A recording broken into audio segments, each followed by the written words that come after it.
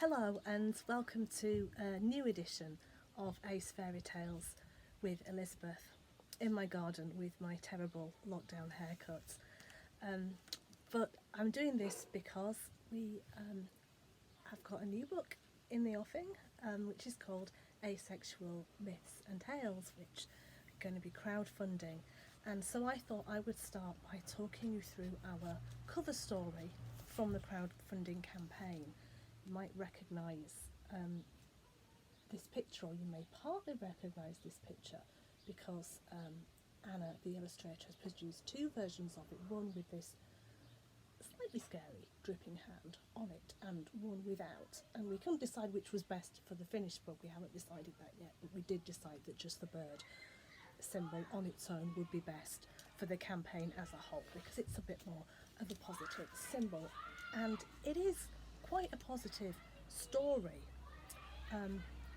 that it comes from, although it's not necessarily an overtly ace story in its themes, but certainly a coming out story in its themes, and it does have some other things that link it in with other stories. So the story that this bird symbol comes from is a story called The Children of Wax, and it's a story from Zimbabwe, which is great because I haven't used any sort of African stories so much, so it's great to have parts of the world that I haven't gone into before. I first read the story in this collection, The Girl Who Married a Lion, by Alexander McCall Smith, who wrote the Ma Ramotswe novels and the 44 Scotland Street novels, which are getting me off to sleep on the audiobook in these troubled times. And I have seen it in a couple of other places as well since then, since I've started looking into it. But it is about some children who are made of wax, and therefore they can only go out at night and they can't join in with the rest of the village. And then one of the brothers decides that he wants to go out, whatever the consequence is.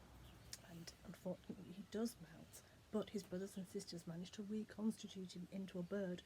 covered with feathers so that he won't melt in the sun. And in his new form he is able to take flight and fly away into the world and see the world.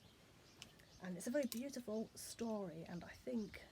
you'll find some symbolism that resonates with it, particularly as it's placed in the collection, because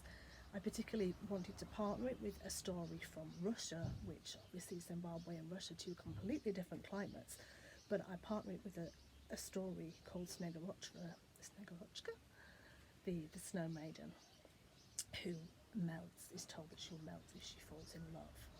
And there's a whole load of symbolism there, but her story is much more of a tragic ending, whereas this story is much more of a positive ending. So it was good to have those two together, but sort of using that symbolism, there's a lot of symbolism of wax and of melting, the idea that you might want to say, if you're going to a romantic love or a sexual love or whatever it is personally for you, that you will melt, that you will be caused to lose part of your essential being, which was what I wrote with The Ice Queen and the Merkin in the first collection, if you've read that. But also the wax sort of has other resonances. I've got this book, The Anatomical Venus, which can be a bit scary and gross, but I'll show you some less scary pictures. But that's the wax Sleeping Beauty, very famous wax work of the Sleeping Beauty. And here's another sort of wax wax hands and feet covered relic of Saint Teresa in Mexico. It's very much linked again to the Sleeping Beauty, the glass coffin things that we touched on in the first book, so